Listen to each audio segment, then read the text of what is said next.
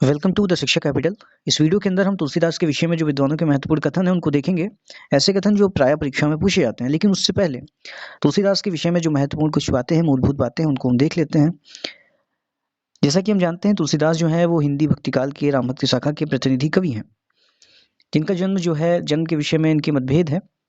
कुछ विद्वान इनका जन्म जो है वो सोरों में बताते हैं, जो कि एटा में पड़ता है, एटा जिले में पड़ता है, और कुछ विद्वान इनका जो जन्म स्थान है वो राजापुर को बताते हैं। तो सोरों मानने वाले विद्वानों में हजारी प्रसाद द्विवेदी, रामनरेश त्रिपाठी, हजारी प्रसाद द्विवेदी हैं, रामनरेश त्रिपाठी हैं, और गणपति चंद्र गुप्त है, जिनका हिंदी साहित्य का वैज्ञानिक इतिहास आता है। तो हजारी प्रसाद द्विवेदी भी एक आलोचक हैं, गणपति चंद्र गुप्त भी एक आलोचक हैं।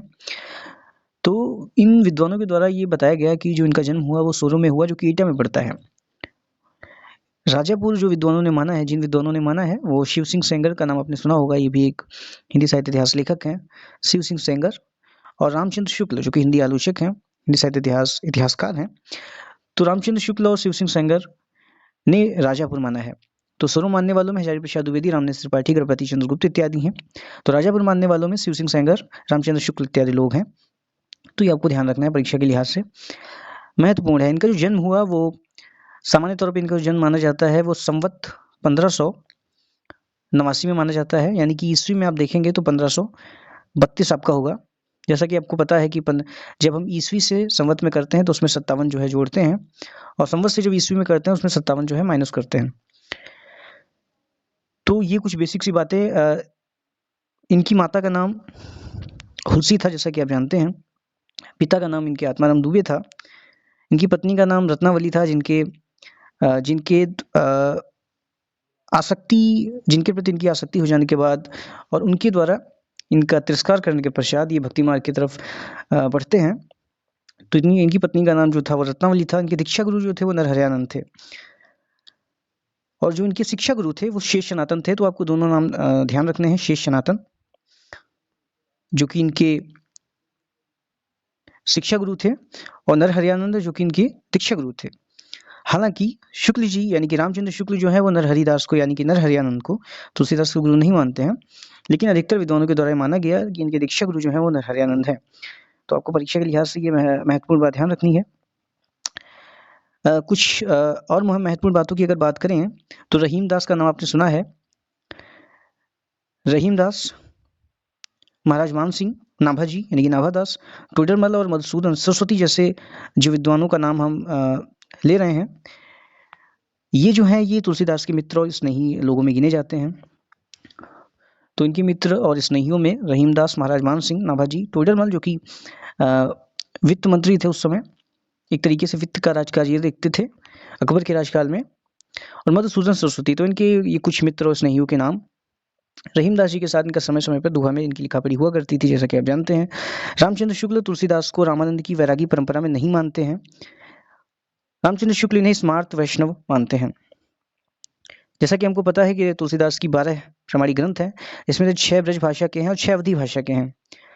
एक ट्रिक मैं आपको बता देता हूँ कि अगर अवधी भाषा की रचना को आपको पहचानना हो तो अवधी भाषा में उस रचना के अंदर या तो मंगल होना चाहिए या तो राम होना चाहिए। एक शब्द भी अगर आपको उन रचनाओं में मिलता है तो अवधी भाषा की रचना है। जैसे कि रामचरितमानस एक अवधी रचना है। इसके साथ ही साथ जो अन्य रचनाएं हैं इनकी, जैसे कि आपकी रामाज्ञा प्रश्न, तो इसमें भी राम है, तो ये भी आपकी अवधि की रचना है। राम ललन इशू, इसमें भी राम है, तो ये भी अवधि की रचना है। जानकी मंगल, पार्वती मंगल, इन रचनाओं में मंगल है, तो ये अवधी भाषा की आपकी रचना है। तो जिन रचनाओं में मंगल और राम आएगा वो आपकी अवधी भाषा की रचित है। अन्य जो आपकी 6 रचनाएं हैं वो ब्रज भाषा में रचित है। तो इस तरीके से आपको ध्यान रखना है। रामचरितमानस की अधिकांश रचना जो हुई अयोध्या में हुई, अयोध्या जी में हुई। उसके कुछ अंश, विशेषता किष्किंधा कांड जो है वो काशी में लिखा गया, बनारस में लिखा गया। ये जो ग्रंथ है यानी कि रामचरितमानस जो है ये 2 वर्ष 7 माह और 26 दिन में पूर्ण हुआ था। तो इतना लंबा समय लगा इस ग्रंथ को लिखने में। जैसा कि आपको पता है रामचरितमानस में 7 कांडों में ये ग्रंथ लिखा गया है। बाल कांड, अयोध्या कांड, अरण्य कांड, किष्किंधा कांड, सुंदर कांड, लंका कांड और उत्तर कांड। तो इस तरीके से 7 कांडों में इसकी कथा वर्णित है। मुख्य छंद दोहा और चौपाई हैं, लेकिन बीच बीच में आप देखेंगे तो कुछ और छंदों का भी प्रयोग मिलता है। अगर हम तुलसीदास की भक्ति भावना की बात करें तो तुलसीदास ने जो है नवधा भक्ति में दास्य भक्ति को प्रमुखता से उन्होंने स्थान दिया, दास्य भक्ति को उन्होंने प्रमुख अपने तौर पे माना। जैसा कि हम जानते हैं नवधा भक्ति जो है श्रीमद् भागवत में वर्णित है। नवधा भक्ति की श्रवणम कीर्तनम विष्णु स्मरणम पादसेवनम अर्चनम वंदनम दास्यम सख्यम आत्मनिवेदनम, यानी कि प्रभु की भक्ति, हरि की भक्ति जो है, विष्णु भगवान की भक्ति के 9 प्रकार बताए गए हैं, 9 प्रकार की भक्ति बताई गई है। उसमें जो है दास्य भक्ति भी आती है, जिसको जो कि तुलसीदास की भक्ति है। इसके साथ ही साथ तुलसीदास ने शुद्ध रूप से अहेतुकी या निष्काम भक्ति को मानते हैं। जैसा कि आपको पता है कामना के आधार पे भक्ति जो होती है वो 3 प्रकार की होती है। भक्ति के वहाँ पे 3 प्रकार होते हैं कामना के आधार पे। एक तो हेतुकी या सकाम भक्ति, जिसमें भक्त भौतिक सुख के लिए ईश्वर की प्रार्थना करता है। दूसरी जो भक्ति होती है वो कैवल्य या काम भक्ति होती है, यानी कि भगवत प्रसाद, यानी कि ईश्वर के दर्शन और मोक्ष की प्राप्ति की इच्छा ही केवल वहाँ पे होती है। अहेतुकी भक्ति जो होती है, जो कि तीसरी भक्ति होती है कामना के आधार पर, अहेतुकी कहें या निष्काम भक्ति कहें, यहाँ पे भक्ति की कोई इच्छा नहीं होती, भक्ति को ही, बल्कि जो भक्त होता है भक्ति को ही साध्य मानता है। तो इस तरीके से 3 प्रकार की भक्ति कामना के आधार पे है, सकाम भक्ति, काम भक्ति और निष्काम भक्ति, यानी कि हेतुकी भक्ति, कैवल्य भक्ति और अहेतुकी भक्ति। इसमें जो तुलसीदास थे वो शुद्ध रूप से जो है अहेतुकी भक्ति या निष्काम भक्ति को मानते थे। तुलसीदास जी वर्ण व्यवस्था का समर्थन करते हैं, लेकिन भक्ति के आधार पर वो किसी भी वर्ण व्यवस्था का समर्थन नहीं करते हैं। उनके ग्रंथों में, उनकी रचना में आप ये देख सकते हैं कि सभी वर्गों के लोग, सभी समुदाय के लोग भक्ति में समान स्थान पाते हैं और उनका समान आदर होता है। तो इस तरीके से जो है वर्ण व्यवस्था पर के विषय में जो इन पर आरोप लगाया जाता है वो गलत है। तुलसीदास जी नारी के समर्थन में, नारी के विकास के लिए बहुत सारी बातें बताते हैं।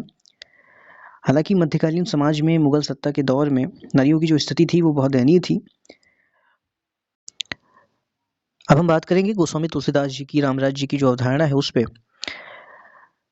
हम सब जानते हैं ये तुलसीदास का समय मध्यकालीन समाज का समय है, यानी कि मुगल सत्ता उस समय केंद्र में है। तो उस समय रामराज जी की अवधारणा करना बहुत ही चुनौतीपूर्ण है। एक आदर्श सत्ता की स्थापना के तौर पे हम उसे देख सकते हैं, जहाँ पे रामराज जी क्या है, एक आदर्श सत्ता है, जहाँ पे हर तरीके की सुख सुविधा है। अगर उनके प्रमुख बातें देखें रामराज जी के अंदर, तो वहाँ पे चारों ओर समृद्धि है, भुखमरी का अंत हो चुका है, उत्तम स्वास्थ्य की व्यवस्था है, जो तीनों ताप होते हैं दैहिक, दैविक और भौतिक, उनसे मुक्ति है, सभी सदाचारी हैं, धर्मप्राण हैं। इसके साथ ही साथ सभी लोग वहाँ पे वर्णाश्रम धर्म का पालन कर रहे हैं। पुरुष व नारी के लिए समान गृहस्थी व्यवस्था है, गृहस्थी नियम है, राजा प्रजा के जो है आदर्श संबंध है, सभी लोग उदार हैं, परोपकारी हैं। तो इस तरीके से रामराज जी की जो है अवधारणा हमें तुलसीदास जी के यहाँ मिलती है। लेकिन उससे उलट उस समय का समाज चल रहा है, मध्यकालीन समाज चल रहा है, क्योंकि मुगल सत्ता उस समय जो है शासन में है, केंद्र में है। तो वहाँ पे हर तरीके की जो है मुगल शासन की तरफ से खासतौर से हिंदू समाज के प्रति जो अत्याचार हो रहे हैं उससे विलग तुलसीदास जी एक ऐसी सत्ता की कल्पना करते हैं, ऐसी सत्ता का आदर्श हमारे सामने प्रस्तुत करते हैं जिससे जो समाज है वो उसका जो है ऊर्ध्वमुखी विकास हो सके। तो समाज के लिए, विकास के लिए वो ऐसी सत्ता की स्थापना करते हैं। बात करेंगे तुलसीदास की समन्वय चेतना की, जिसके लिए वो प्रसिद्ध हैं। हजारी प्रसाद द्विवेदी उनके विषय में लिखते भी हैं कि तुलसीदास को जो अभूतपूर्व सफलता मिली उसका कारण यह था कि वे समन्वय की विशाल बुद्धि लेकर उत्पन्न हुए थे। आगे वो कहते हैं कि भारतवर्ष का लोकनायक वही हो सकता है जो समन्वय का अपार धैर्य लेकर आया हो। तो तुलसीदास जो हैं ये मध्यकाल के जिस सामंती परिवेश में जी रहे थे, उस समय अनेक जो है विरोधी शक्तियां समाज के अलग अलग स्तर पे जो है संघर्ष कर रही थी, और तुलसीदास ने ऐसे समय में समन्वय स्थापित करके एक तरीके का लोक कल्याणकारी काम किया। उस समय के विभिन्न विषय जैसे कि भक्ति और ज्ञान, इसके बीच उन्होंने समन्वय का काम किया। निर्गुण सगुण, शैव वैष्णव, राजा प्रजा, भाग्य और पुरुषार्थ का जो एक द्वंद्व और संघर्ष था उसके बीच समन्वय का काम किया। पुरुष और नारी के बीच समन्वय का कार्य किया। विभिन्न वर्णों में जो एक संघर्ष था उसके बीच भी समन्वय के लिए उन्होंने कार्य किया। इसके साथ ही साथ लोक भाषा और संस्कृत का जो एक वहाँ पे चल रहा था उस समय, तो लोक भाषा और संस्कृत के बीच उन्होंने समन्वय की एक तरीके से विराट चेष्टा करी। यही कारण है कि उनके जो अधिकांश ग्रंथ हैं वो लोक भाषाओं में रचित हैं। हालांकि उनको संस्कृत का भी बहुत अच्छा ज्ञान था, तो उन्होंने एक तरीके से बहुत बड़ा समन्वय का लोक कल्याणकारी काम किया।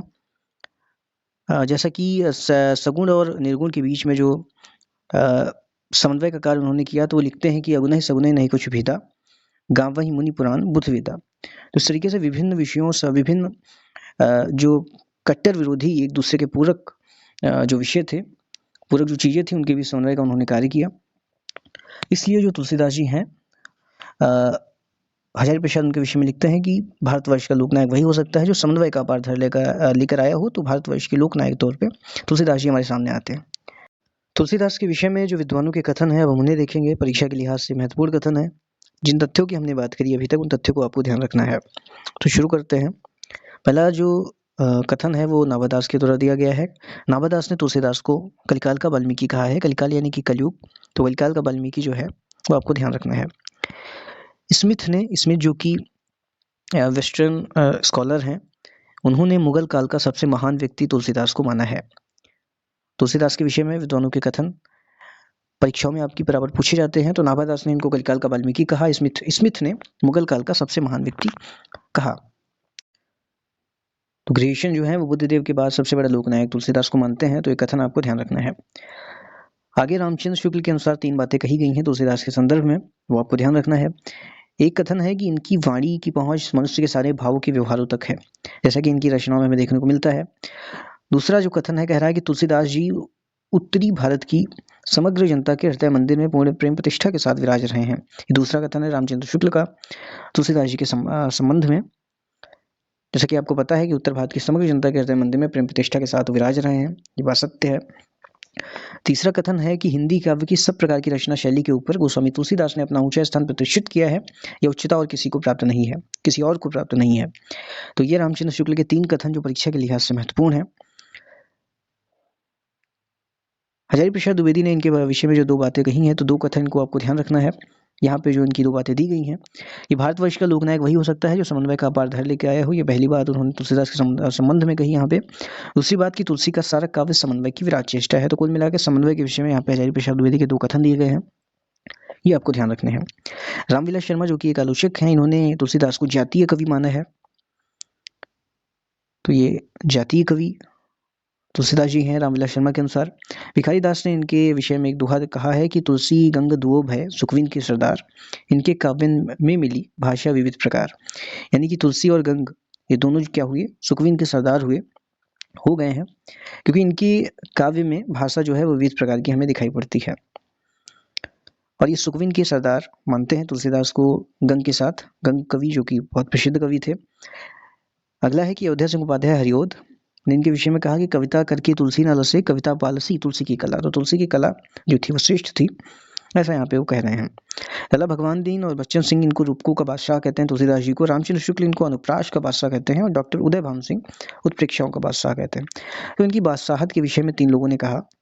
लाला भगवान दीन ने इनको रूपकों का बादशाह कहा, बच्चन सिंह ने भी रूपकों का बादशाह कहा, रामचंद्र शुक्ल ने अनुप्रास का बादशाह कहा और डॉक्टर उदय भान सिंह ने इनको उत्प्रेक्षाओं का बादशाह कहा। तो ये बादशाहत के विषय में 3 4 विद्वानों के मत थे। तो हमने तुलसीदास के विषय में विद्वानों के कथन भी देखे और तुलसीदास के विषय में जो महत्वपूर्ण और मूलभूत बातें हैं उनको भी समझने का, देखने का प्रयास किया।